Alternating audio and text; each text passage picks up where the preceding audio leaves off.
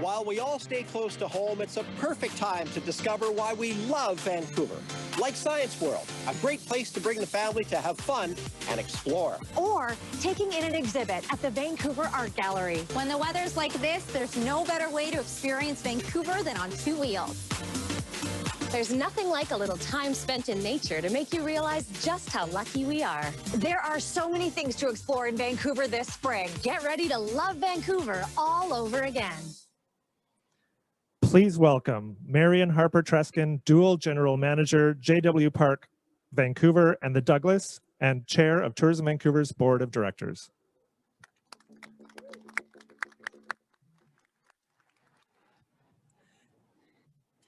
Good afternoon, and thank you all for joining us in person or virtually.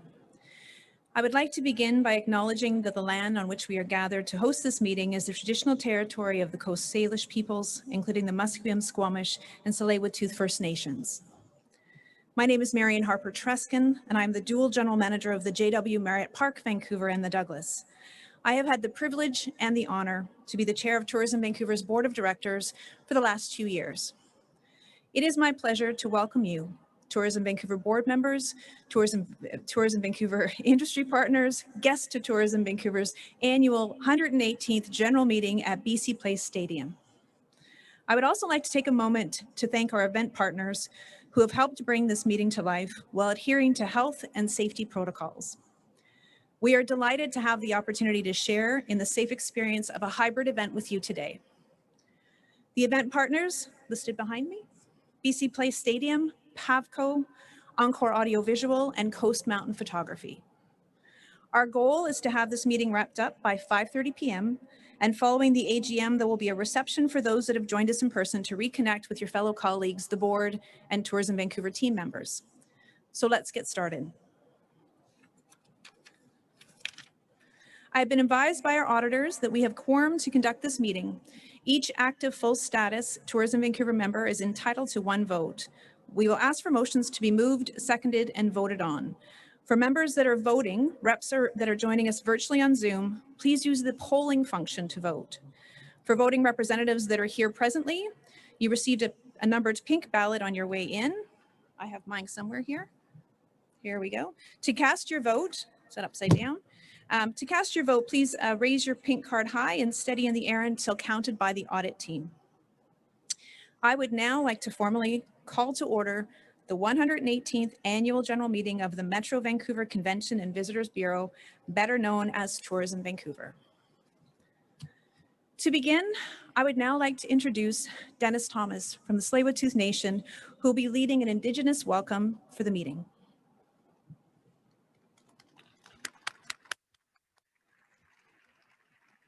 Thank you, thank you. Is my mic working? Yeah. Okay, great. Ichawal Masteo, Ichawal. Heights Apka Siam, Heights Apka. Meets Apkut Quilum, Musqueam, E Skohomish, E Tsleil-Waututh, Tamoch. Wanak Quanasqui, Talitzin at Tsleil-Waututh, Masteo. Ait Quanasqueluans, Quanzi Quitsnala.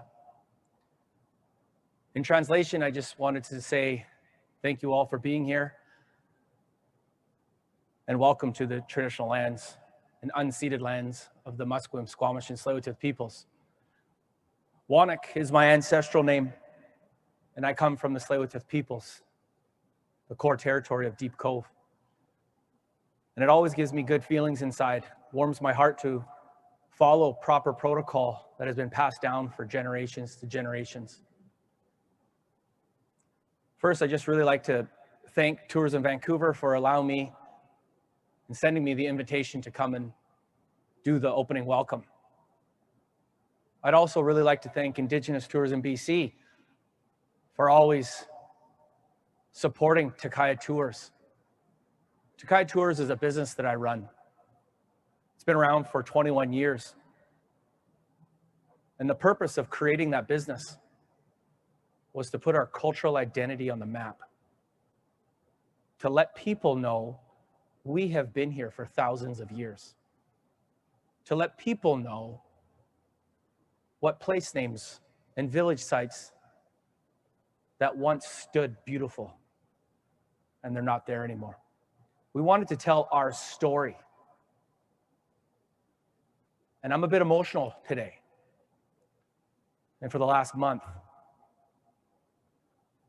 because of the discoveries and the findings that were hidden by our government. It's important for us as a society to acknowledge this and to mourn with us together. We are all here, we're human, and we need to support each other. Our fight has been for 170 years, and it's finally getting exposed. This won't stop. That's 2 schools out of 139. It's going to hurt. And all we ask as Indigenous peoples is that you walk side by side as we mourn the kids that were taken from us.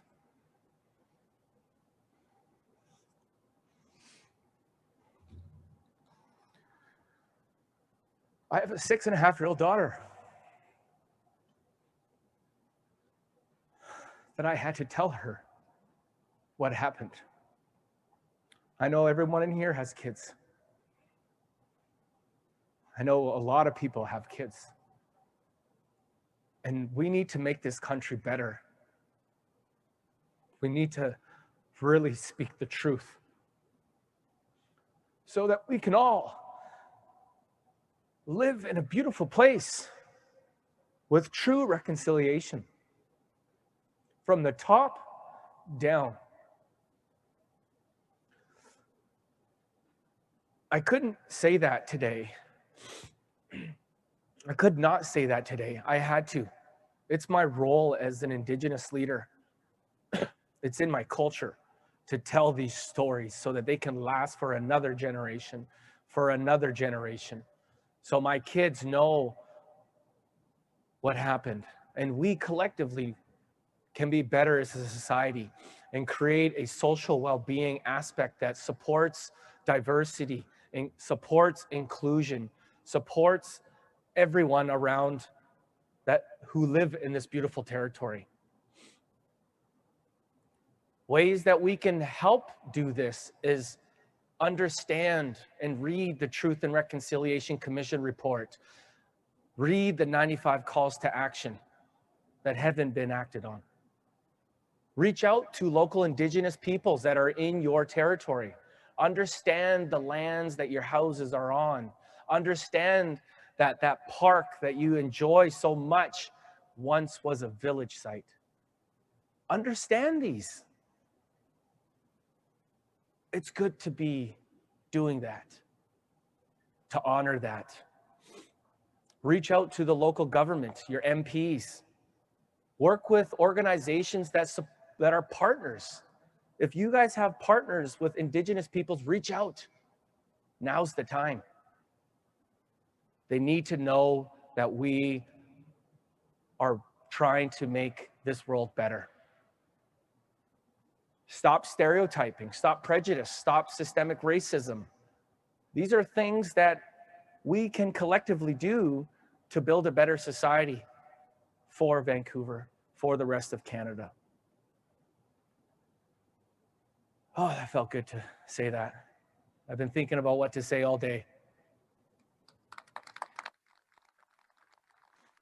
Thank you. I'm going to end with a prayer song to honor the 215 at Kamloops, to send positive energy to the 751 unmarked graves. And the more that are going to be discovered. And I hope you guys feel the same way.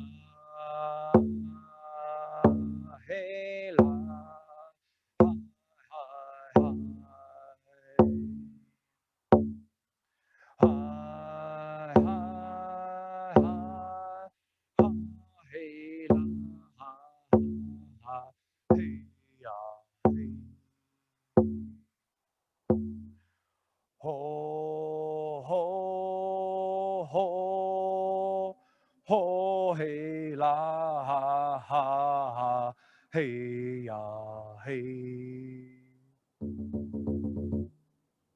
Hi, Tsepka. Hi, Tsepka. Thank you. Thank you, Dennis. Thank you. Thank you for taking the time to join us today. Now, I would like to invite Ken Cretney, our venue host for today's meeting, to the stage for a few words.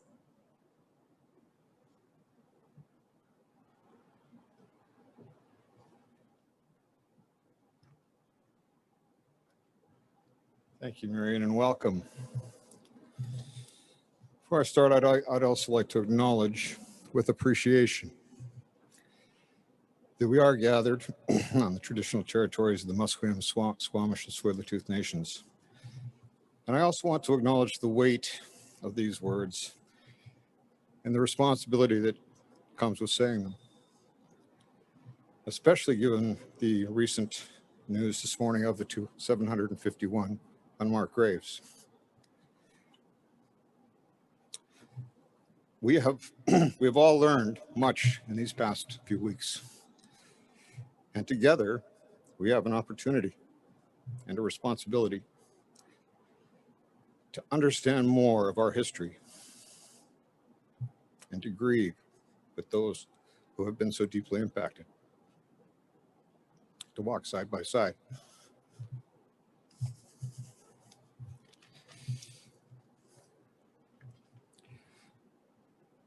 It's wonderful to see everybody,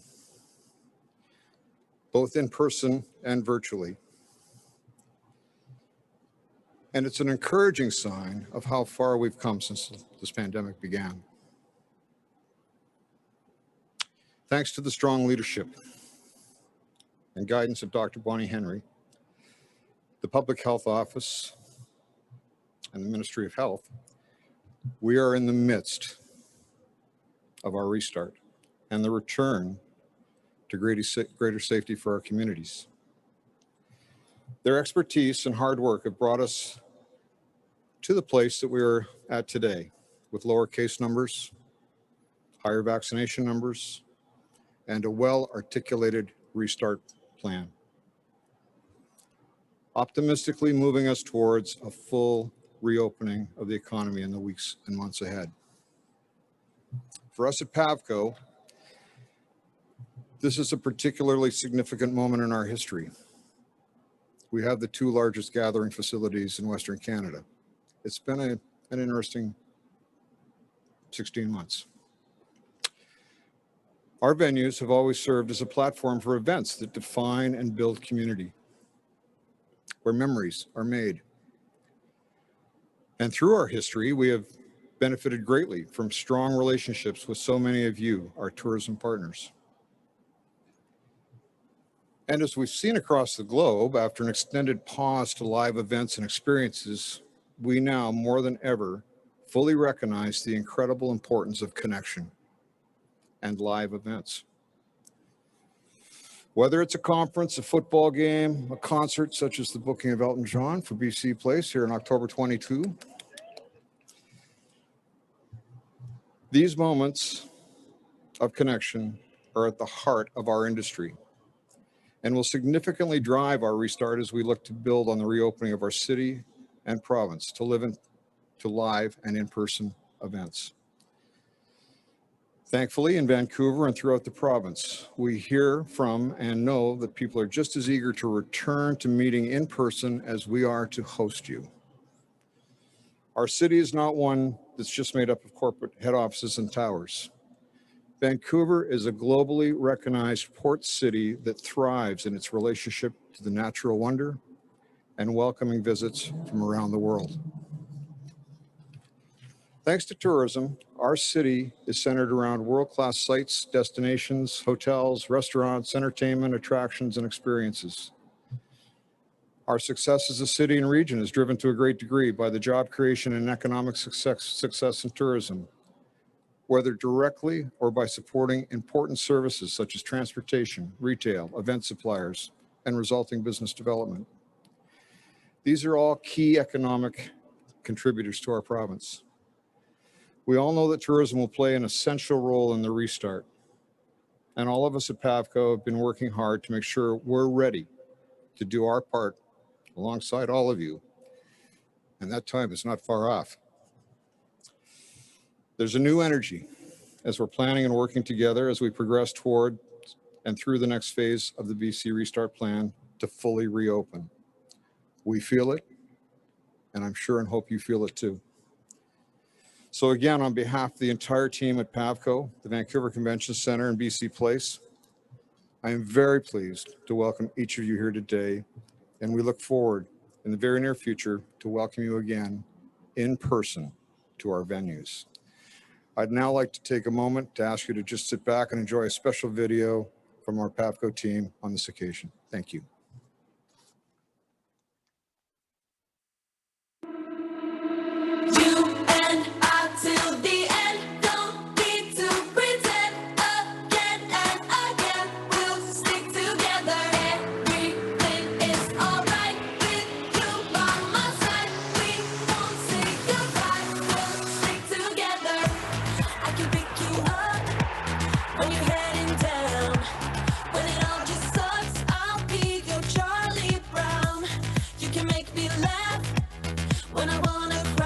Vancouver, British Columbia welcomes Prince Charles, Diana, Princess of Wales, to Expo 86.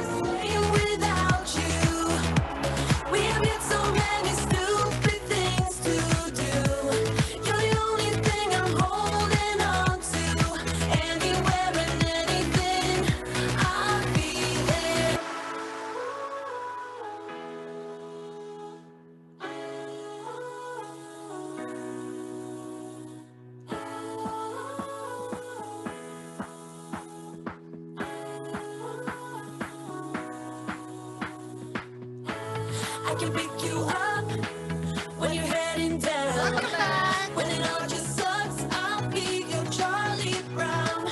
You can make me laugh when I wanna cry.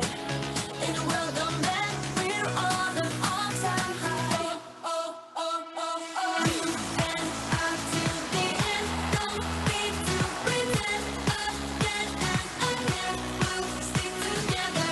Everything is alright with you by my side. We won't say goodbye. We'll stick together. You're the only thing I'm holding on to. Anywhere and anything, we'll stick together.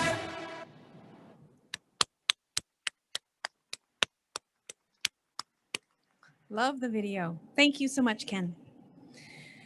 As advised through Tourism Vancouver's AGM invitation and listed again on the screen behind me is today's agenda. I'll take a moment for you to review it, and I'll ask for a motion that the agenda be adopted as circulated. Anyone? Thank you, Pete. May I have a seconder? Thank you, Michael. Are there any questions or comments regarding the agenda? No. All those in favor, please raise your pink cards or use the polling function. And those against, please follow the same procedure. Did you get the pink? Sorry, that's all right. Let me slow that down. All in favor, please raise your pink cards.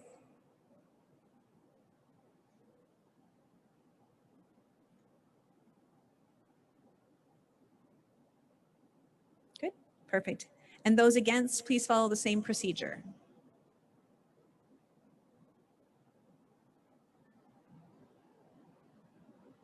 Perfect, excellent. Motion carried. Thank you. As directed through the AGM invitation, the minutes from last year's AGM were posted on the link as well.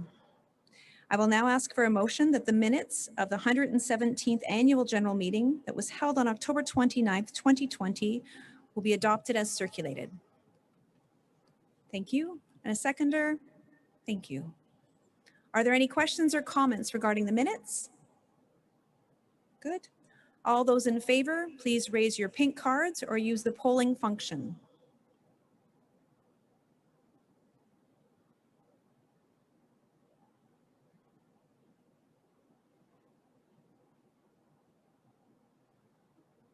Excellent.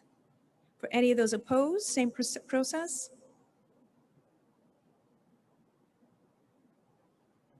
Perfect. Motion carried. Thank you. Now on to the financials. Tourism Vancouver's 2020 audited financial statements, which were reviewed and approved by the Finance and Audit Committee endorsed by the Board of Directors, were posted as a link on the AGM invitation and are included on our members' extranet. I would like to call up Pete Mahoney, Managing Partner of Mahoney's Tavern, who serves as Treasurer, to present the Tourism Vancouver's financial report. Pete.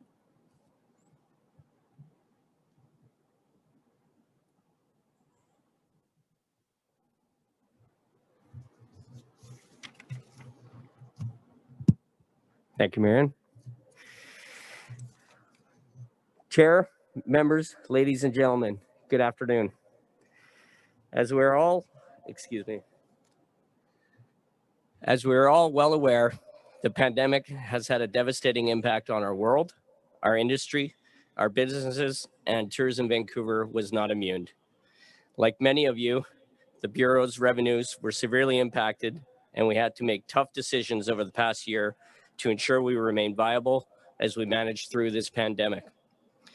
In April, our auditors, KPMG, met with the Finance and Audit Committee to review the results of the 2020 financial audit. Chair and members, I am pleased to report that there were no material issues arising from that audit, and the Bureau received a clean opinion on our financial statements, which have been circulated. Here are a few financial highlights from fiscal 2020. Revenues totaled $11.1 million, which was a decline of 55% over actual of 2019. Our main funding source, the MRDT, or hotel tax, totaled $5.2 million and represented a 76% decline compared to 2019.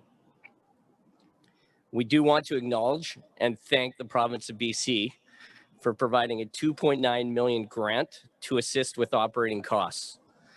Destination Canada also provided assistance for domestic marketing efforts and provided the Bureau with $1.8 million for fiscal 2020 and 2021. Finally, the Bureau qualified and realized just over $1.1 million in the Canada Wage and Rent Subsidy programs. Expenses totaled $10.4 million and were comprised of domestic marketing campaigns such as Dine Outside and the Vancouver Comeback campaign. And we spent considerable efforts in rebooking and rescheduling of convention and event business. Despite the challenges, the Bureau ended fiscal 2020 with a healthy balance sheet, which positioned us well as we turn the corner on COVID-19 and look forward to restart and the rebuild of our visitor economy. I now move that the audited financial statements for the fiscal year ended December 31st, 2020, as reviewed and approved by the board, be adopted as circulated. Thank you, Robin. Seconder, thank you, Matt. Any discussions or questions? All those in favor, please raise your pink cards or use the polling function.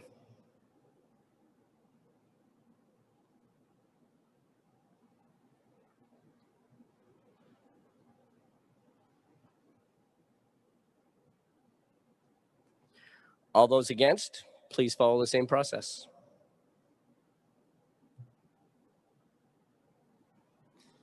Motion carried. Thank you.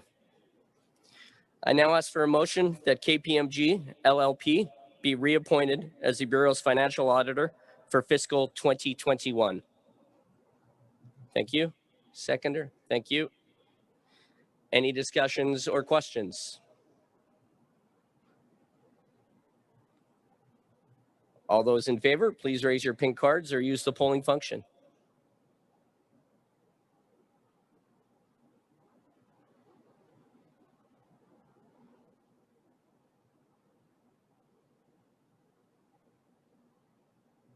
All those against, please follow the same process.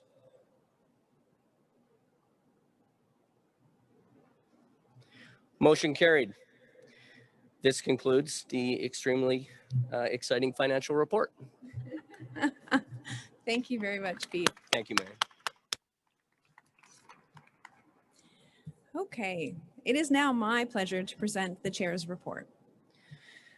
When we gathered last October for our AGM, we were in a very different time. There was a looming second wave and uncertainty in when we could expect widespread vaccination in our communities. In only 8 months, so much has happened in our industry and in the world. I believe we've turned the corner. The vaccination rates for British Columbia continue to climb positively, and our provincial government has presented a restart plan that gives business owners like you milestones and timelines to work within. Canada has quickly risen to the top of the countries for citizens with the most first doses of the COVID-19 vaccine, which really is so encouraging. It is clear that we are ready to get back to normal. And for our industry, that means doing what we do best, safely welcoming visitors back to this special place in the world.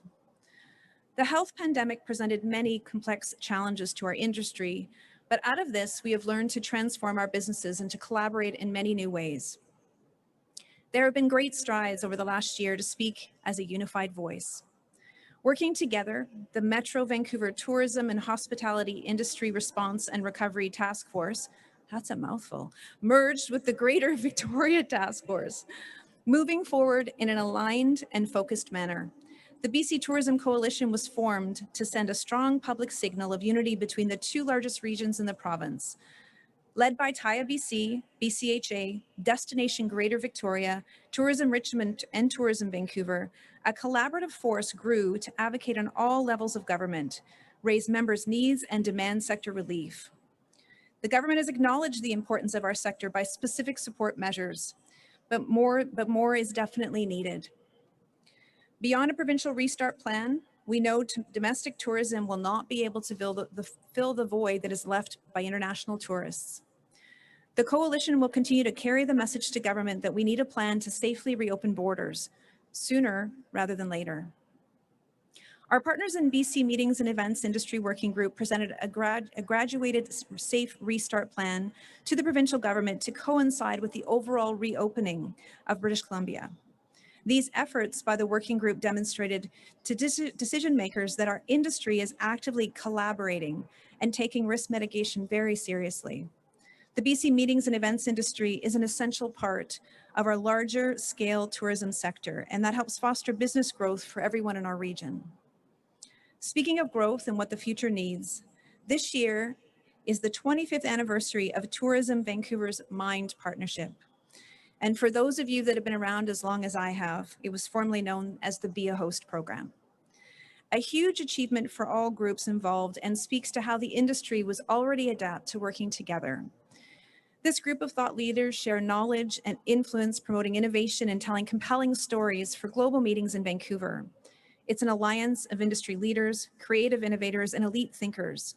The Mind Partnership unites trailblazers from industries spanning medicine, technology, and beyond, supporting them in bringing their professional colleagues to meet here in Vancouver. As part of the Mind program, Dr. Julio Montaner hosted 5,500 of his academic peers at the International AIDS Society Conference on HIV pathogenesis, treatment and prevention, which was back in 2015. A medical groundbreaker. Dr. Montaner was recently recognized for his transformative work in HIV/AIDS with an official First Day cover stamp. Vancouver is known to inspire. One day soon, we hope to bring together the world's brightest minds, expert educators, scientists, and creators back to our city so they can collaborate on new opportunities and expand their meaningful work. As chair, I believe we have learned so much in the last 15 months. Let's not lose sight on what we've gained during these tough times. New partnerships, open communication channels should be the legacy we bring forward with us as we define this new chapter in our sector. We have a lot of work ahead of us. We have to rebuild our visitor economy, but I know we will always pull together because of the shared passion we have for this livelihood of ours called tourism. Before I turn it over to Robin, I wanted to acknowledge the board members that I have worked with in the last 2 years.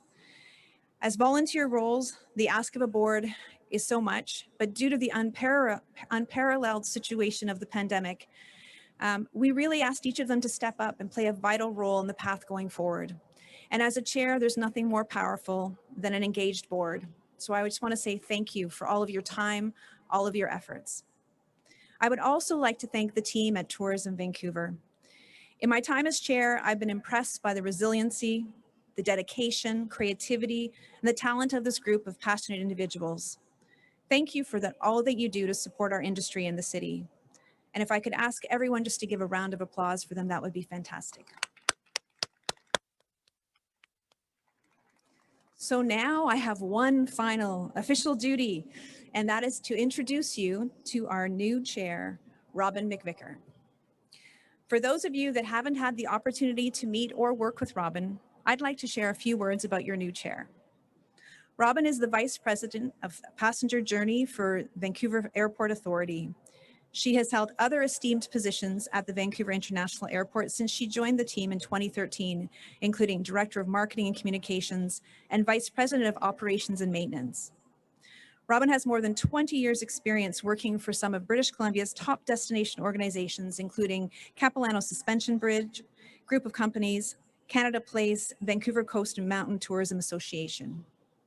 As Vice President of Passenger Journey, Robin's responsibilities include the end-to-end passenger experience through Vancouver's award-winning airport, including the day of operations, emergency response, customer care, passenger experience, and terminal food and beverage, retail security, and emergency planning. You're a busy, busy lady. She has introduced a host of changes to support the vision of creating an exceptional passenger experience that is digital by default and human by choice. Robin, I hope you enjoy leading this board of dedicated industry professionals as much as I have. We are delighted that you have accepted this opportunity to serve more deeply to tourism in Vancouver. I know you'll find it rewarding and truly inspiring. I'm confident with your experience and the support of the board, you will do great things to lead us into the rebuild of our industry. So ladies and gentlemen, please join me in welcoming our chair for 2021-2022, Robin McVicker.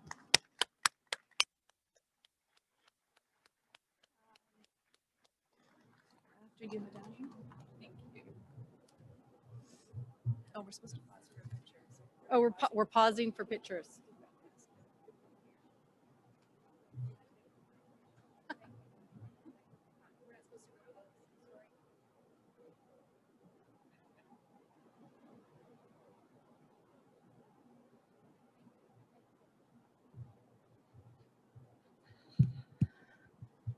Thank you, Marion, for your leadership and your dedication as our chair during what has been an extremely trying time for our industry. I appreciate your tireless commitment to this team, and I mean tireless. Marion worked night and day, but not only to the team, the organization over the last 2 years. I look forward to your guidance and your collaboration. For me and for the board ahead, it has been my pleasure to serve with you. You're welcome. Continuing with Tourism Vancouver's Chair Legacy donation tradition, I'm pleased to advise that a $1,000 donation will be made by Tourism Vancouver to the charity of Marion's Choice. Now, those of you that know Marion know that she is very committed to supporting the growth of women in the tourism industry. And she has asked that this contribution of $1,000 be in support of setting up a one-time scholarship for a female graduate of the hospitality program in British Columbia through the Worth Association. And Marion's offered to match the funds. This merit-based award recognizes undergraduate students in their final year of studies. Eligibility includes academic achievement, leadership skills, involvement in the community and the industry at large. Such an amazing contribution. Marion, thank you for everything.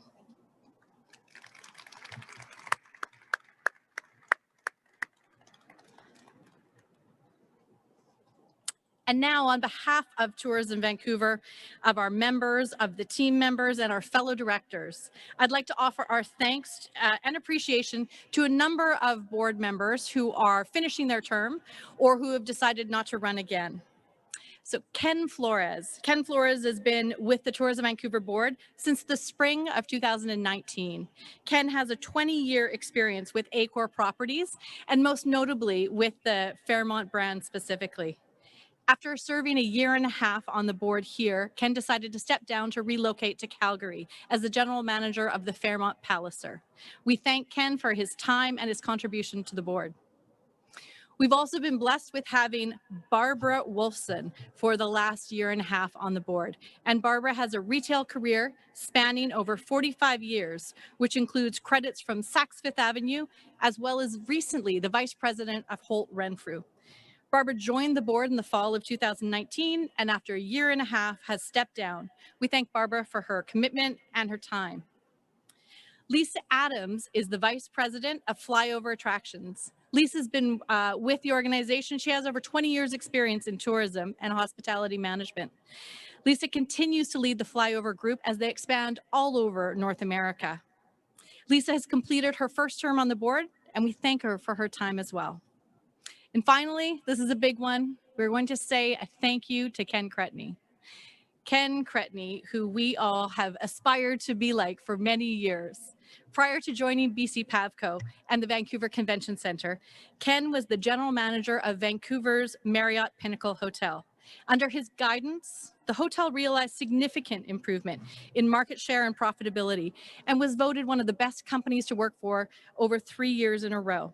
Not only that, he garnered many awards for his sales, his customer service, and his marketing excellence. Before arriving in Vancouver, Ken managed the Rimrock Resort in Banff, Alberta for several years, where that property also became one of the top properties in North America. Ken later joined Delta Whistler Resort as general manager and was the one responsible for overseeing its conversion to the Hilton Whistler Resort and Spa. Now, Ken's a very active member and past chair of the Vancouver Hotel General Managers Association, which we have all benefited from that relationship.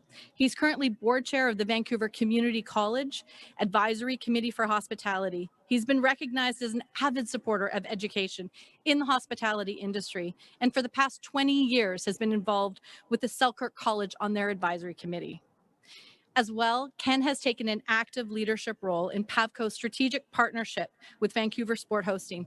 I loved that video because it reminded me of all the things that we have done in the city, and so much of it has been what you have brought to the city, so thank you. Sport Hosting has delivered a number of high-profile, world-class events to British Columbia, some that we have all appreciated, not only here but throughout the city, whether it was Women's World Cup, the Rugby Sevens, which I'm sure some of us remember and some of us don't remember for other reasons, and the World Juniors. Ken has sat on the Tours of Vancouver Board of Directors for the past 11 years in a number of different roles: deputy chair, chair, past chair. He's been an instrumental board director involved in governance, nominations, finance and audit, human resources, major events, you name it, we could call on Ken and he would sit on a committee. Ken, I want to personally thank you for the wisdom and experience that you have shared with me and with this whole industry. We have become better because of it. You helped build this organization with your vision, and it's propelling the city to a place of prominence on the world stage. Your commitment to Vancouver's tourism is unparalleled. As a small token of our appreciation, Tourism Vancouver is going to make a $1,000 donation to the charity of Ken's choice, which is the Vancouver Community College Foundation. Please join me in thanking Ken for his tremendous service to Tourism Vancouver.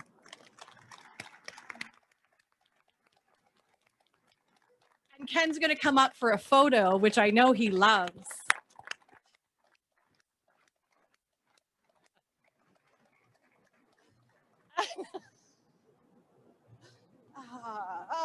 There we go. Nobody saw that. Nobody saw that. I'm sorry.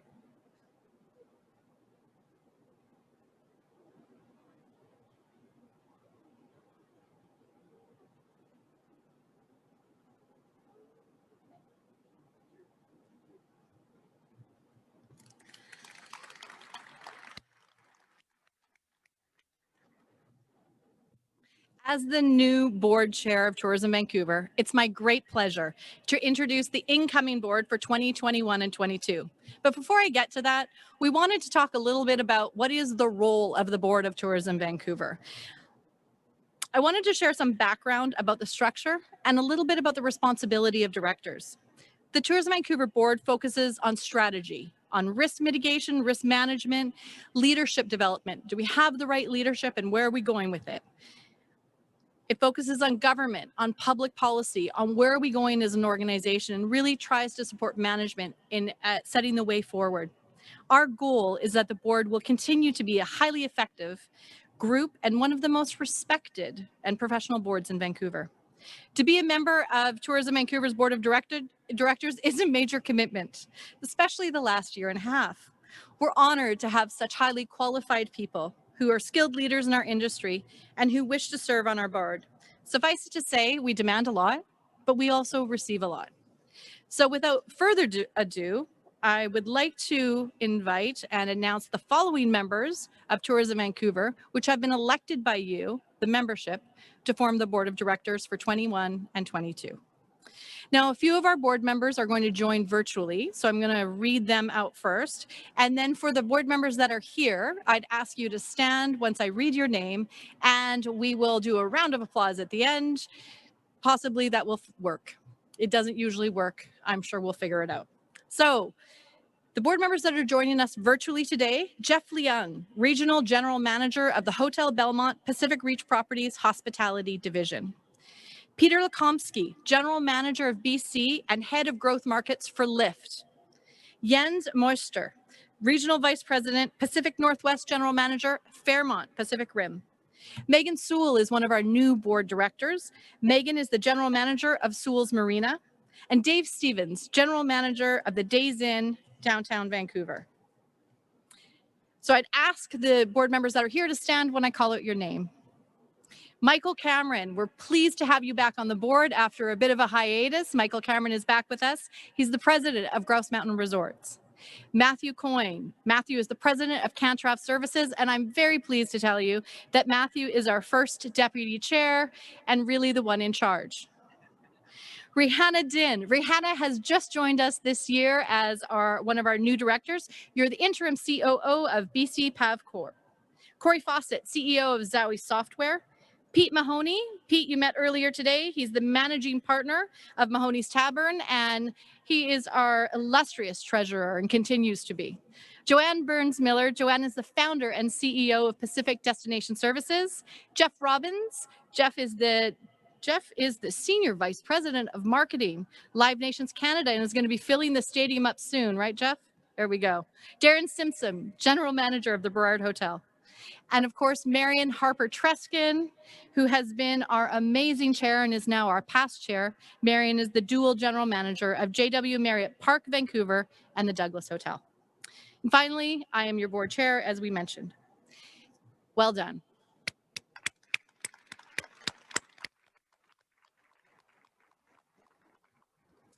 It's now my great pleasure to introduce Royce Schwinn, Tourism Vancouver's president and CEO. And this is not part of the script, but welcome. I am really pleased to be able to be the chair when Royce is here. We were thrilled with the search for Royce. It was a long process, which Ken actually led, and I should have mentioned that when we were talking about his many accolades. But we're really excited about where you're taking this organization, and we look forward to hearing more about it. Thank you.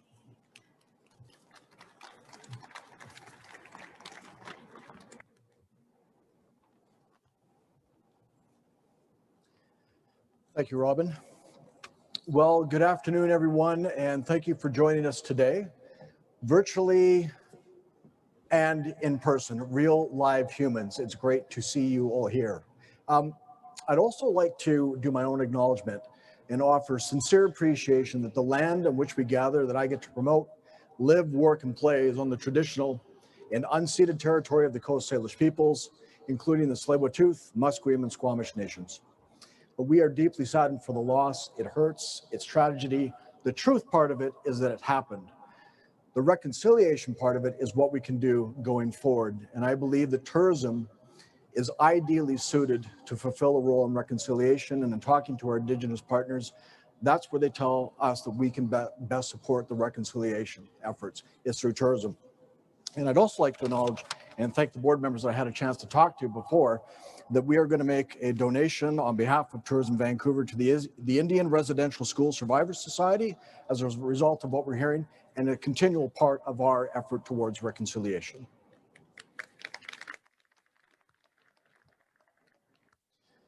So thank you, Robin, for the introduction. And I do want to express my deepest appreciation for our outgoing board members. thank you for your leadership, your service, your commitment to this industry, and all that you have done, especially over the last couple of years. I also want to thank our continuing board members. You've been there for us, you have supported us, you've been a rock for us. And I also want to thank Marion, who has served as our chair, as you know, for the last couple of years, in 2 very challenging years. The whole industry exploding, the onboarding a brand new CEO, an industry in transition, being there for our team, our community, your own business, your family at home. Thank you. Robin, welcome as our new chair. Are you ready? Didn't hear you. Way better. You are ready to go. We can't have a little distance here. Boom. Do this. Okay.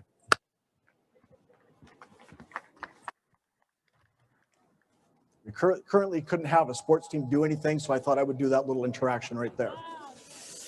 Well, if you can believe it or not, next month is already 1 year in the role as team member and CEO of Tourism Vancouver. Where has the time gone? I want to recognize the amazing team that we have at Tourism Vancouver, what they've gone through, the resilience, the passion, the dedication, and the want to do more to support our members and our community and our industry. You guys have been rocks as well. And thank you for all the work that you've done to set up this little gig right here. This is amazing. And I'll tell you a little bit of a side story here. And so my family, we're connected to the Lions as super fans way back in the day. And my dad and my uncle were original, because the Lions used to be community owned. They were original community owners way back in 1953. It cost you $5 to buy a part of the BC Lions team. They came out, this was when they were in Saskatchewan. I don't think they told any of the Riders fans that they did this. They came out here in 1954. Our first exposure was Empire Stadium, as you know, and then we graduated to the big leagues here in 1983 at BC Place. And we had season tickets for a year. My uncle, in fact, was recognized for 50 years in support of the BC Lions. And we used to sit right there, 215, in that little spot. And I can remember coming here to games, specifically the very first BC Lions game was a preseason game against the Calgary Stampeders. We walloped them 41-19, and any day the Lions can wallop the Stampeders is a great day in my book. And I remember being up there thinking, this place is massive, and what a great facility. And to be here today at center field is awesome to address this amazing industry. I never thought that I could be here as part of this. So it is a delight to be here. Ken, thanks to you and your team for allowing us to be here and supporting us. This is a fantastic setup. So for those of you virtually, the next time we come out, make sure you come down here. It is super outstanding. Okay, so let's get on with the program. There's lots to cover off today. We're going to update you on our business sprint focus areas, rebuilding demand, destination stewardship and advocacy, and organizational resilience, including an environmental scan and planning for the future. Now, before we get to that, let's set up the mandate review that I shared with you last year that was about to start. Now, to help with that important project, we sought some expertise with Paul Ouimet. Paul, did I get that? Ouimet? Okay, good. With Paul Ouimet and Greg Oates from MMGY Next Factor. And they were a fit for this project, given the work that they were doing with destinations globally on the future study, looking at DMO trends. How has the pandemic impacted or not the role of a DMO? Where do we need to be looking forward? What are those trends that impact our role? Now, Paul will be presenting for the very first time results from the future studies work that his team has just done before I think the global release is tomorrow. And is that right? In a couple of days. So really soon, but we get the sneak peek first. You picked Vancouver to release that. So thank you for doing that. And we'll be first out of the gate. So Paul, I'd like you to come up, give us a little review of what you found, and that will help set us up in terms of our mandate review going forward. So please welcome Paul to the stage. Thank you very much, Royce. Well, good afternoon, everyone. It's a pleasure to be here, and looking forward to interacting with many of you afterwards at the reception. As Royce said, I've been asked to just give you some of the initial takeaways from a major study that we have just completed, and it's a study looking at the future of destination organizations. So it's a project we started in in January of this year. We've been working with a global advisory group of leaders from 50 destinations around the world. We've been working with London, Sydney, Singapore, Dubai, and of course, Vancouver. Royce, thank you for serving on that global advisory group. And really the purpose of this study is to look at what are the major trends that we're going to see in the next 3 years for business events and leisure, and their implications on strategies for destination organizations around the world.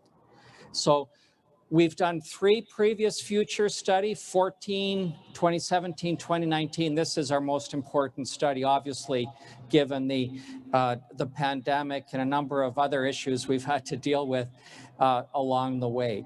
So as Royce mentioned, you're the first group to see this. We're going to be officially releasing it in Baltimore in about 3 weeks at the Destinations International Convention. So in terms of how we put this project together and the research, we worked with 6 global panels. We talked to all of the disruptors, technology providers, platform businesses, health organizations. We talked to some of the top thought leaders, associations in our industry. We also interviewed a number of community leaders, arts, cultural organizations, government agencies, universities. We had a group of about 25 of the top meeting planners, event organizers from around the world. Also talked to a number of supply chain people, hotels, venues, airlines, cruise lines. And then finally, we also did some research on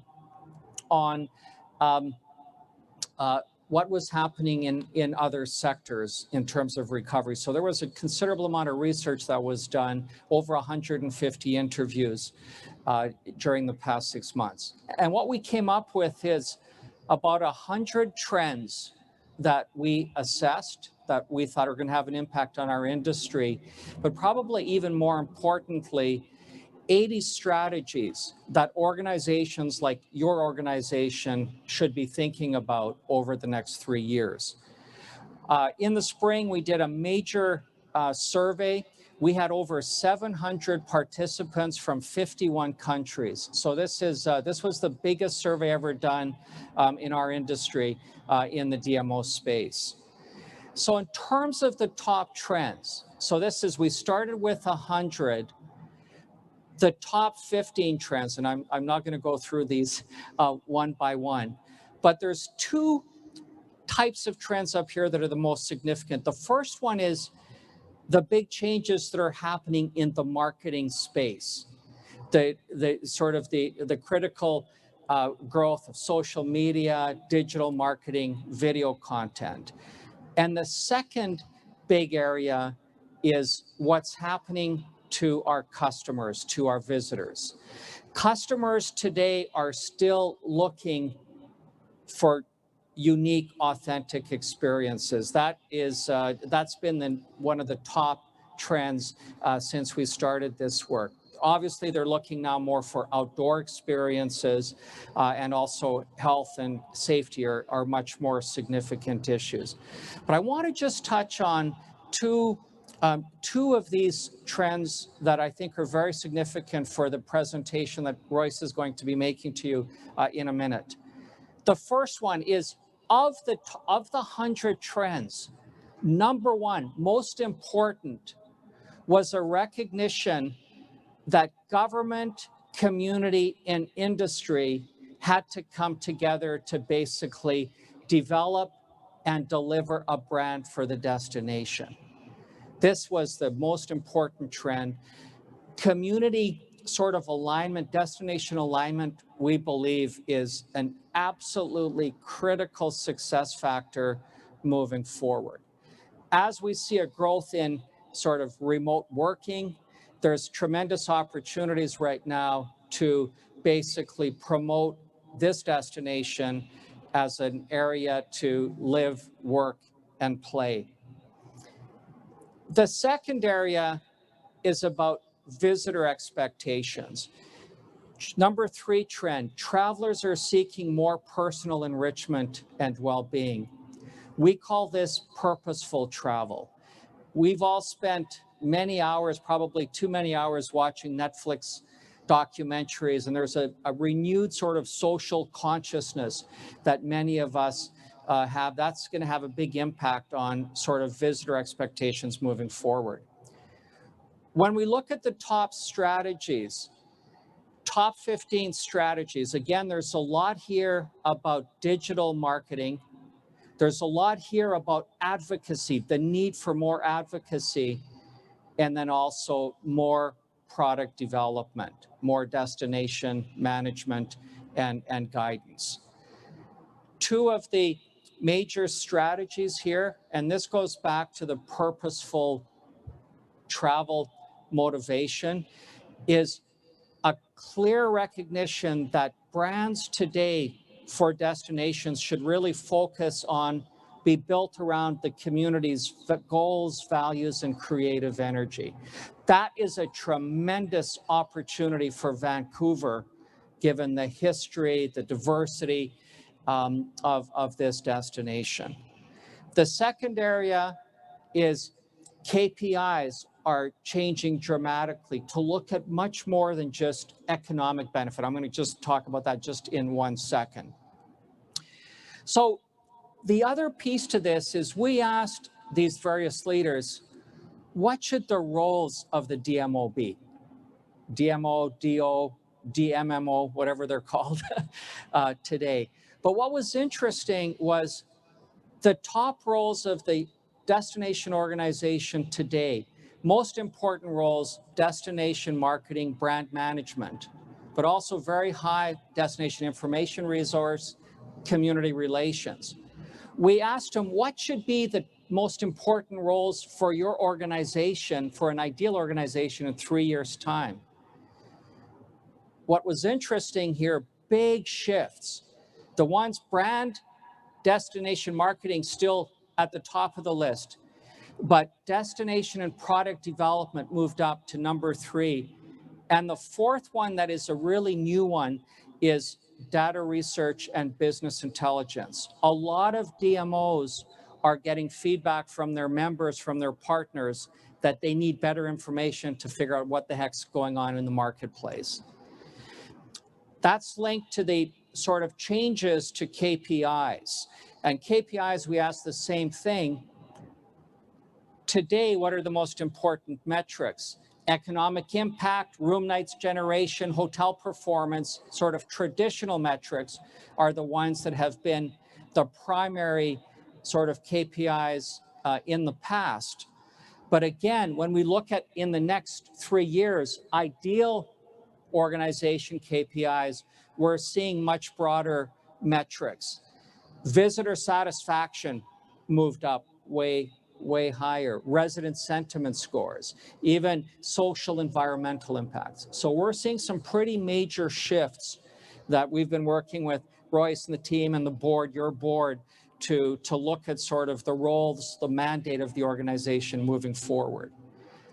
So at the end of the day, when we look at all of this, put it all together, we believe today that organizations like yours should really be focusing on 4 core transformational opportunities.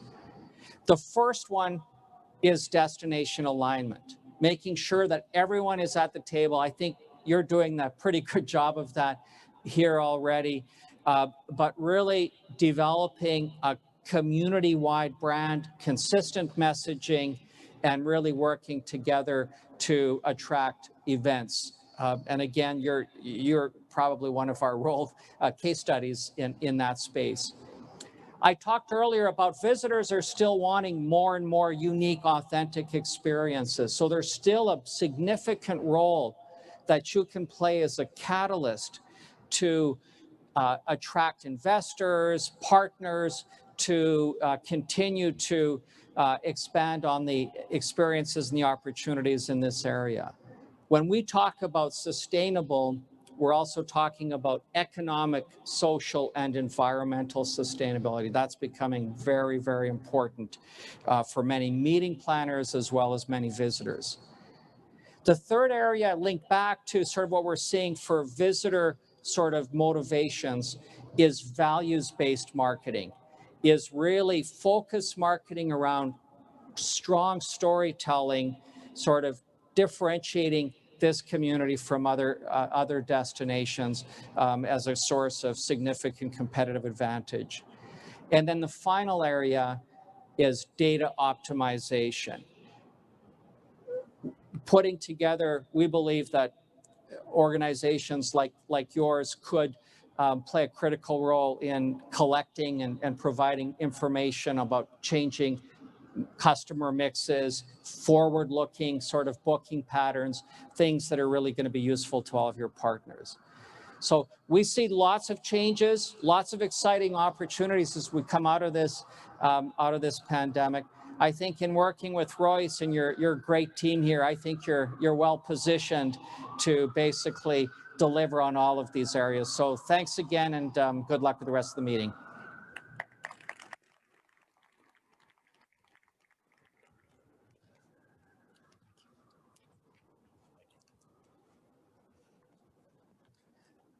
Thanks very much, Paul.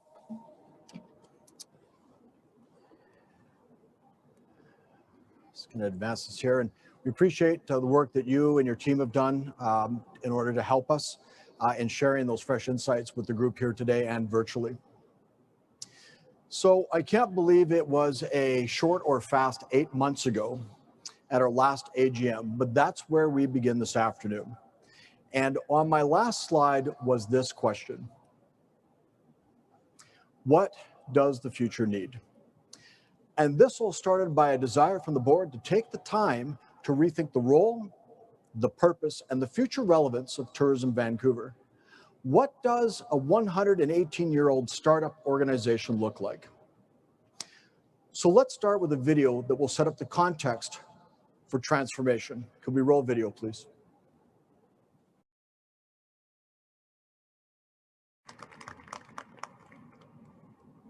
Anybody get the feels there? Just a little bit? Good. Welcome to being human.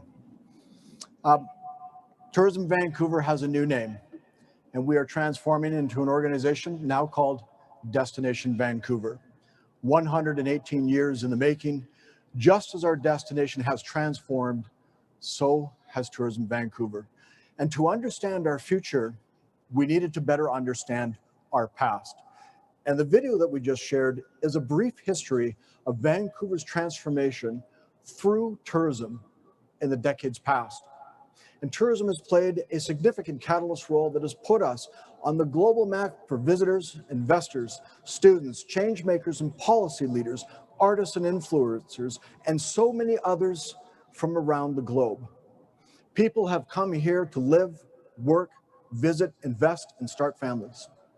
It has been said that trade can influence tourism, and tourism can influence trade.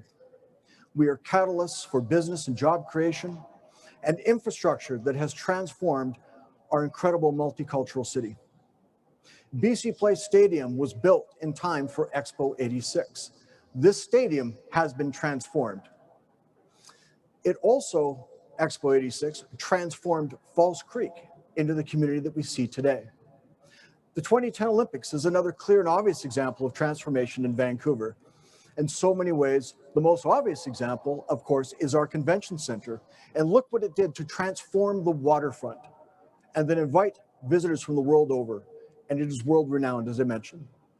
We are a city of firsts and innovators. The commercial flights, Harbor Air, and what they're doing there as an example. And we have influenced change, and we've been recognized for the progress that we've made on sustainability and the environment at the global level. It is who we are. Now, this is not a perfect story. There have been missteps, there has been tragedy, there have been things that we've needed to do and continue to do much better as it relates to diversity, equity, and inclusion as just but one example. But we have to continue to progress forward to be better and demonstrate what a leading global destination could be and can be. The power of travel, when harnessed responsibly, has the capability to transform both the destination, but most importantly, people. And it all started when two businessmen, a banker, and two gents from the CPR created the Vancouver Tourist Association in 1902 to influence and attract investment to Vancouver. Finally, a little bit of housekeeping. We are now doing business as Destination Vancouver, but that Vancouver logo that we launched a couple of years ago as the destination consumer-facing logo will not change. We will present it proudly. We will go out there. It is the hallmark for Vancouver. So the real question is, what's in a name? So let's get back to that question we asked earlier, and that is, what does the future need? Now, that's the question that we started with when we reached out to our members, industry, community leaders, and clients. And what we found out both confirmed that change was needed and welcomed, that we could and should think differently about our role and resulting mandate. We heard strong messages about sustainability, diversity, equity, and inclusion, and that we need to play an important role in reconciliation with our Indigenous partners. Our stakeholder engagement, of course, reinforced the need for destination marketing, a strong destination brand, and business intelligence capabilities. We also received a high degree of support for creating a major events business unit inside Tourism Vancouver, and we picked up on that idea before in previous strategy work, and this effort reinforced the need. All of these insights and many, many more can be anchored in a triple bottom line of people, planet, and profit. So how do we define purpose for Destination Vancouver? To transform our communities and our visitors through the power of travel. Modern travel, as you have seen, and continues to be a catalyst for Vancouver. It's part of its transformative history and is an integral piece of Vancouver's ongoing story. But we wanted to capture a clear but powerful statement, not about tourism itself, but what it can do. We live in that evidence every single day. So it seemed natural that our purpose then be anchored in both travel and transformation. From people to place, travel is a transformation agent. Travel then isn't the end game. It's the opportunity that it presents. So our job going forward is to build on this and to do it in a responsible and a sustainable way that recognizes that impact to people, planet, and profit. And ideally, working all together and creating a demand for alignment will get it right most of the time. From purpose then comes our new mandate.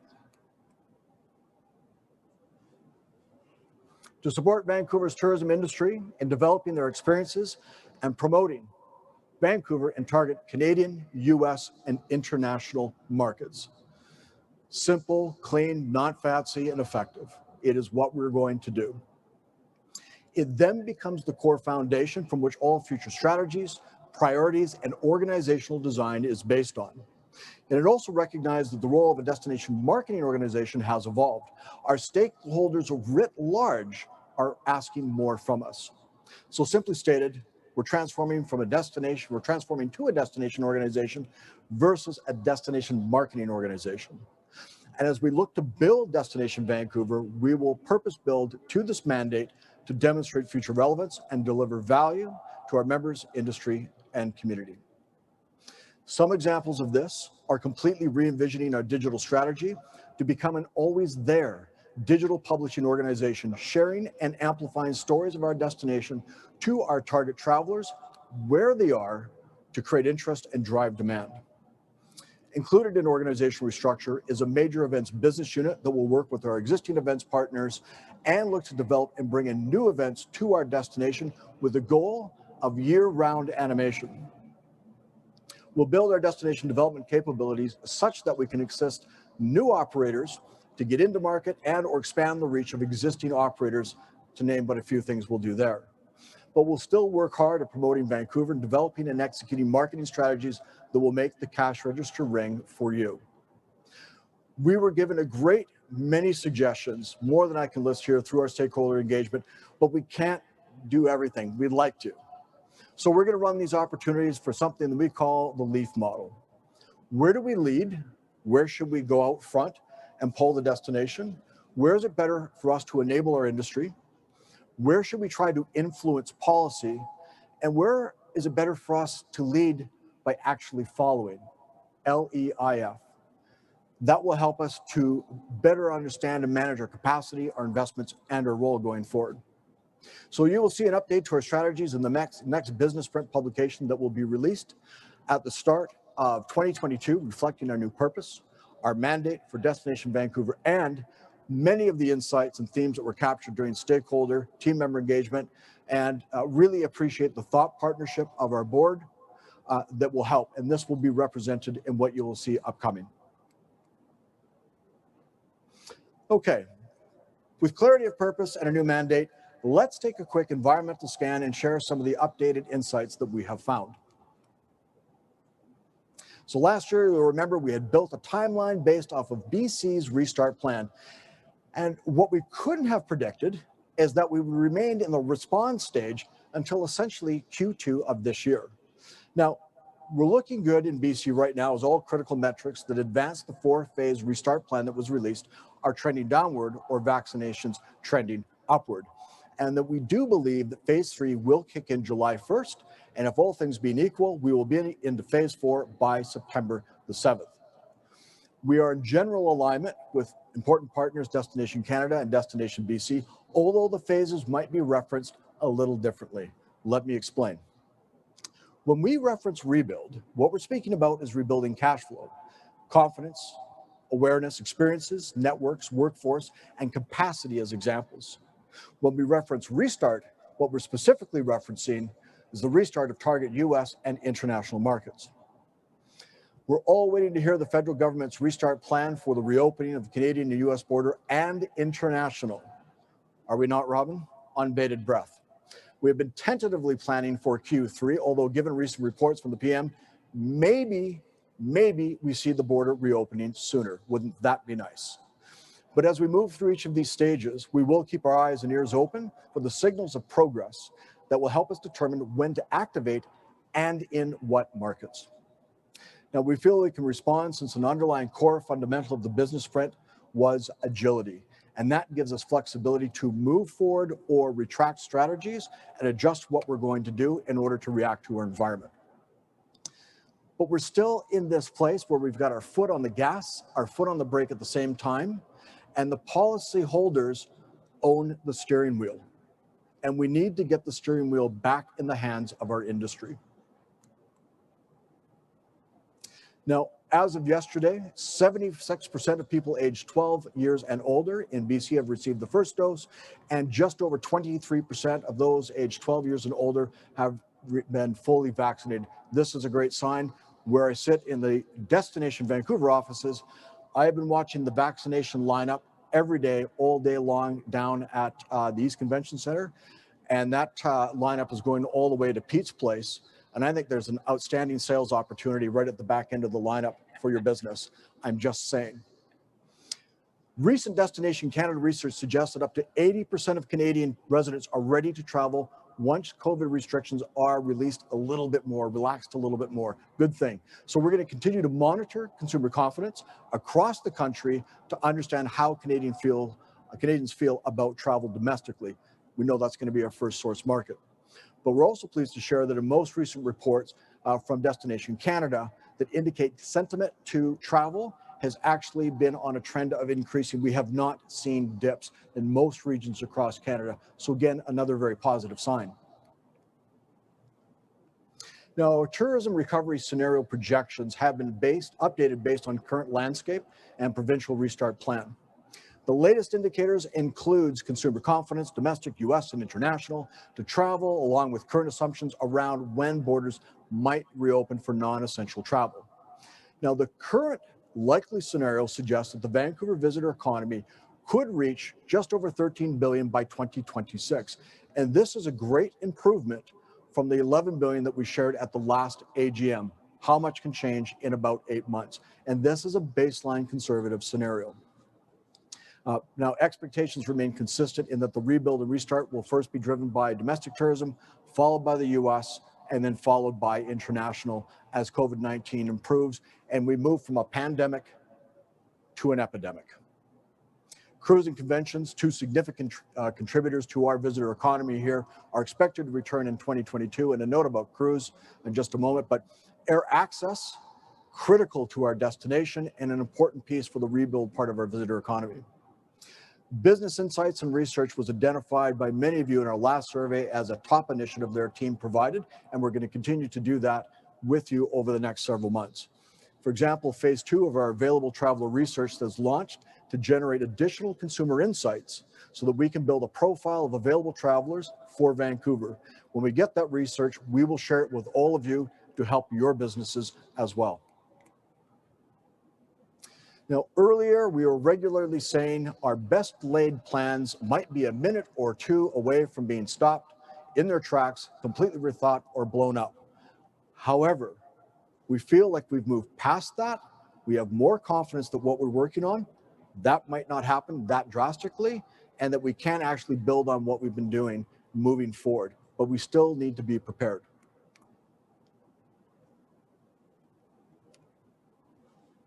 So our three core focus areas remain the same. However, we have been able to adjust, reset, and create new strategies to rebuild the business that we can, get cash registers ringing while advocating for our industry and finding savings within our own organization to ensure long-term sustainability. Now, let's spend a few minutes sharing what we've been working on. And there's way more that was going on than what I can share here. So bear with me. Let me give you a sense. Firstly, plans, and more plans, both immediate and the consideration of U.S. and international markets restarting. The reopening of U.S. travel starting with near markets for drive traffic and short flights, the restart of cruise in 2022, the note I said about cruise, the temporary act to allow cruise ships to bypass our destination is absolutely top of mind. And we are working with partners like the Port of Vancouver, YVR, the BC Coalition, BCHA, TIA BC, TIAC, the Tourism Industry Association of Canada, to ensure that cruise ships return to Vancouver. That is a $2.2 billion piece of business annually that we are not willing to give up. Our team recently attended the virtual RVC marketplace, meeting with 114 tour operators from 13 different markets. And what we heard from these important operators is the continued interest in Vancouver. Good thing. There was repeated need for increased focus on sustainability, practices, and environmental initiatives. We heard this loud and clear. But Vancouver is recognized and seen as a leader in these areas. And there's also continued interest in our destination, but we see the race ahead to ensure Vancouver is a top destination for these influential tour operators. We've got to make sure that we stay in the race and we get out there and we get Vancouver back out on the shelf. So let's switch gears a little bit to the here and now and share some of the examples of programs that we're doing in market. So we have redirected a significant portion of our budget to encourage residents to get out and shop and support local businesses to rebuild cash flow. I think I've said that a few times. That has been a big focus for us. Dine Out Vancouver had record-breaking number of participating restaurants this year, and the culinary celebration resulted in our restaurant partners reporting back to us that an additional 225 jobs at least were created. We're getting people back into the workforce because of the demand. Love Vancouver encouraged people to leave their house and come back downtown, and to date, our Love Vancouver campaign has sent just over 26,000 member referrals, and we are on target to meet or exceed those campaign goals that we set out in a situation we've never been in before. Love to Explore was launched earlier this month to focus on and remind our community of the world-renowned attractions and experiences that we have right here in our backyard. We hope people are getting out there, and that's what we're hearing. We are also augmenting our owned content, and to date, we have published 185 stories and counting, highlighting members on our various channels. Our Inside Vancouver blog is promoting our local communities and the efforts in our business improvement areas to create awareness and support of our communities. And working with Destination Canada and Destination BC, we are targeting top-tier domestic media outlets to highlight what our city has to offer and to encourage Canadians to rediscover all of Vancouver's various and unique and supremely awesome experiences. Now, as stated in our 2021 business sprint in our M&C piece of our business was to preserve and build business for the future. And for 2021, we set 2 top-line targets: rebook at least 60% of the 2021 canceled citywides and generate a minimum of 12 new citywide wins. And I'm pleased to report we are on track with both of those key metrics. But we can't do it alone, and we are grateful for the continued partnership of our community and with our members who work together to help us fill the M&C pipeline. We've also adopted new digital publishing technology. It's called Lucid Press, that's allowing us to self-publish our all-important bid books. Why is this important? Saves time, money, and increases collaboration in the destination to produce a bid. So a recent collaborative example is we've just put the finishing touches on a 100-page digital bid document required in order to bid for and hopefully win the 10,000-person World Congress of Anesthesiology. I guarantee you that Congress will not put us to sleep. Somebody had to do that. I'm up here, I did it. We also created an opportunity to bring our event and festival producer network together, now comprised of over 70 groups sharing intel, experience, and knowledge, and perhaps the opportunity for new alliances and partnerships. There is another example of transformational opportunities. And we're also working very closely with our partners at the City of Vancouver, Sport Host Vancouver, related to sporting events, most recently Formula E and other critical fan favorites that we hope we'll be able to announce very, very soon. And as we've also seen, the U.S. market is opening and ramping up quickly. Our director of sales in the U.S. market has already done 2 live face-to-face sales trips with real human beings. And she would tell you that being in that environment, people were delighted to be back together. There was tears, there was laughing, there was hugging. It was better than cats. So we know people want to come back and be together again. And we've got several more sales trips on the calendar for this year. And we'll also be ready to do this in Canadian and international markets as restrictions start to release and we can get back out there for face-to-face. Promotions outside of BC have already begun through our digital channels. Key partnerships with strategic partners like Air Canada and Expedia are in market, with new partnerships due to launch as interprovincial travel officially resumes. And we can welcome back friends, family, visitors from Alberta, Ontario, Quebec, and all parts of Canada. And the restart of our industry is reliant on our 2 national air carriers and the restart of routes across Canada and around the world to increase visitors to Vancouver. That's why those air partners are so important. Some of you have seen the Vancouver promotion in the market right now with Air Canada and Aeroplan that allows Canadians to redeem points and earn points on flights and hotel stays.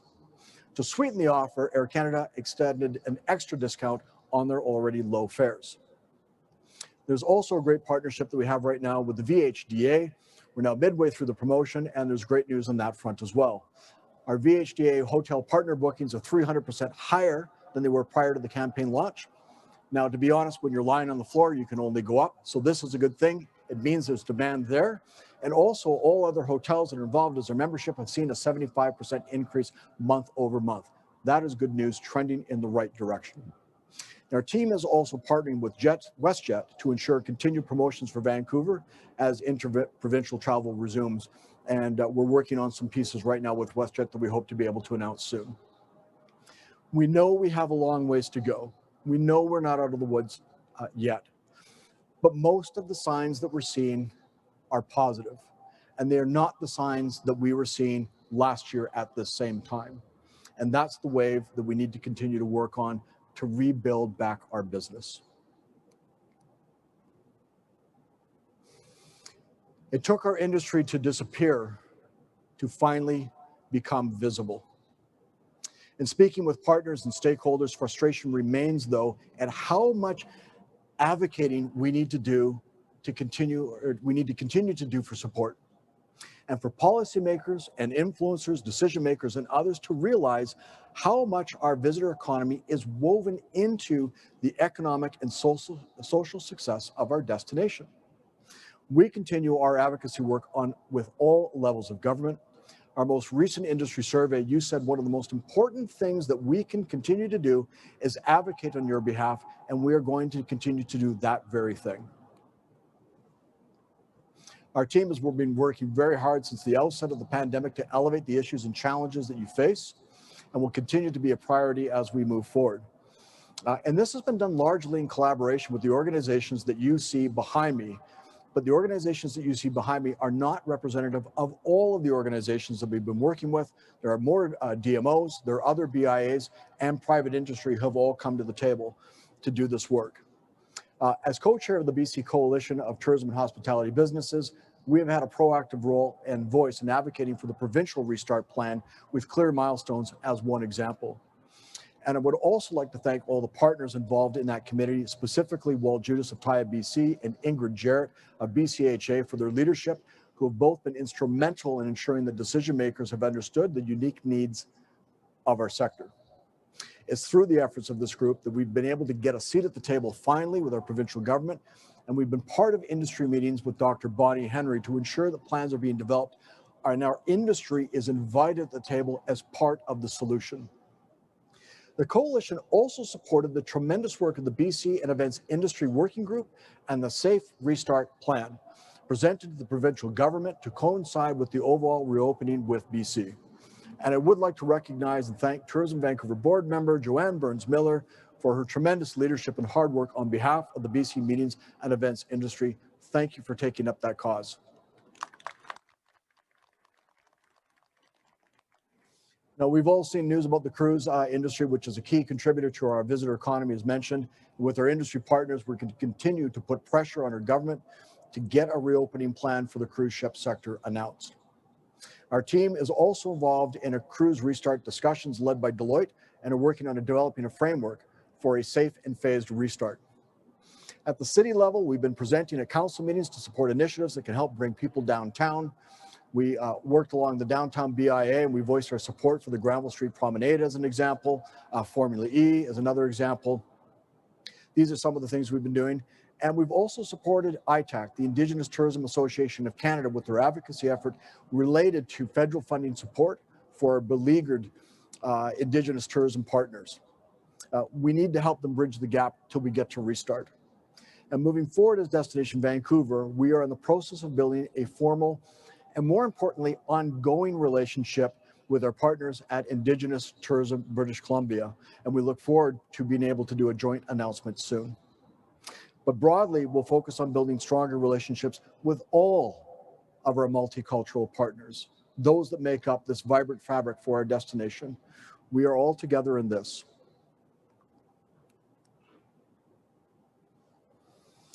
And Tourism Vancouver has been very, very sensitive to the issues of our members, particularly as it relates to around cash flow. Speaking about organizational resilience, wherever possible, we have been reducing our own operating costs, and all of the costs that we save, we redirect those dollars back into our marketing programs and services. And this year to date so far, we've been able to find $160,000 in savings. All that goes back into supporting our members. We also recognize the need, your need, to focus on getting your business going and getting business through your door.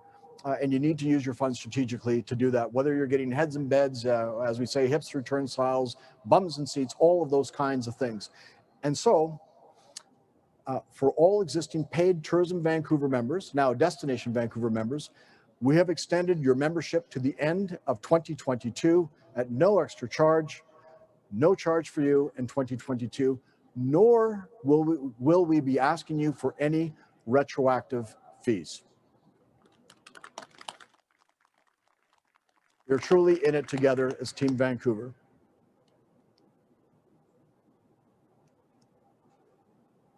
So lastly, our team wants to continue to hear from you.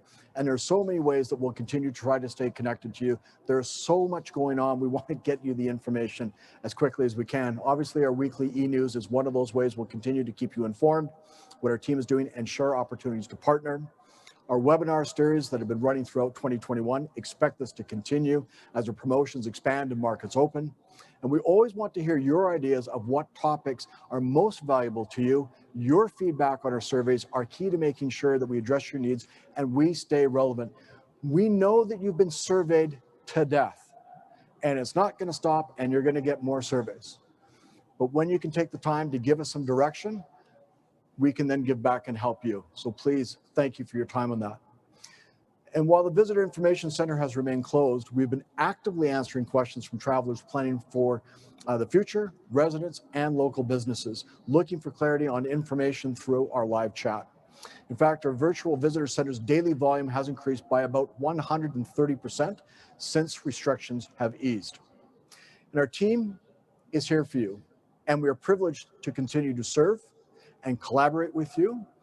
And fundamentally, we want to thank you, our members, our industry community, for all of the things that you've done, the resilience that you have demonstrated, the willingness to collaborate, work through the gritty stuff, to continue to focus on moving forward, progression through our destination, through a rebuild and a restart, and we will get there together. So thank you for all that you do. And I also want to thank, again, our outgoing board members. I want to thank our current board members and welcome our brand new board members. Buckle up, hang on. We got a heck of a ride in front of us, and we're glad to be working with you in this regard. And last but not least, really want to thank the team at Destination Vancouver. Thank you for your passion, your resilience, your supporting of each other through a very difficult time, and your constant focus in supporting our members and helping them get through a very, very difficult time. I'm looking forward to next year, when I was going to say hopefully, but when we're all in the room together and able to celebrate a bunch of milestones that we're going to hit as we rebuild and restart our visitor economy. Thank you very, very much. I know it's warm. I was going to do a dance to wake you up, but way more important to that, I would like to welcome our new board chair, Robin McVicker, back to the stage for closing comments. Thank you.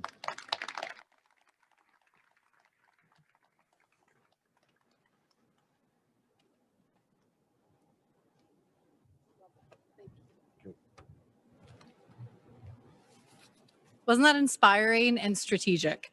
Do you feel like there's life again? We're moving forward. Thank you, Royce, for sharing with us the journey that the team has undergone over these last 8 months, 2 years really, to arrive at a new mandate and purpose. I can assure the members that the board of directors has been actively involved in this process. We're excited to move forward as Destination Vancouver with our updated purpose and mandate.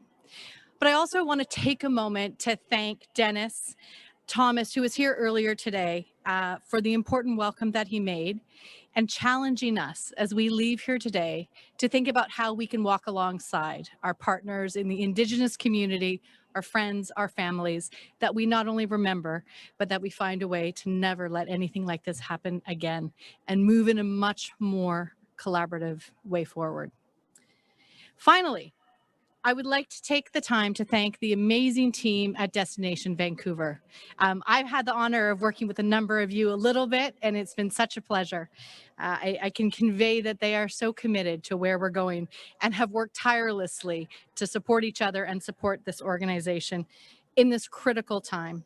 I want to thank the board members who have played an important leadership role over the last year and a half. I know that we've all experienced a year like no other. Hopefully, we never experience it again. But I'm more than pleased to stand here today as we look at the future with hope, seeing the beginnings of recovery founded on health and safety of our community. Vancouver's future is bright. We can believe in it. That concludes our AGM for today. Thank you all for being here. I believe that I have to do my very first motion as chair. So let's try this. May I have a motion to close the 118th Annual General Meeting of Destination Vancouver? Lovely, thank you. Seconder? Michael, thank you. And all those in favor, please raise your lovely pink things. Do your polling. Is anybody against concluding this meeting? Are you against concluding it? You are? No, okay, good. But just fun, wonderful. All right, you guys, the future is bright. Let's attack it. Thank you so much. Our meeting is adjourned. For those of you in attendance in person, please join us for refreshments on the field behind me. I would also say for those of you that are at home, thank you for your patience or your office, and make sure that you also go and have a beverage to celebrate. A reminder of our health and safety protocols. Please stay 6 feet apart, wear your mask while not seated at your table, and masks are available. Otherwise, thank you, stay safe, have a wonderful afternoon.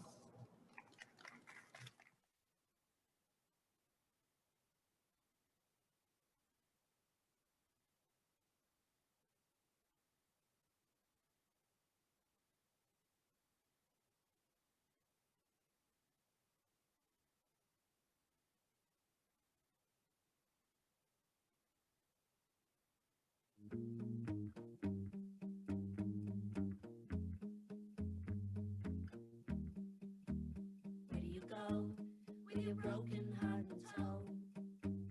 What do you do with the leftover you? And how do you know when to let go?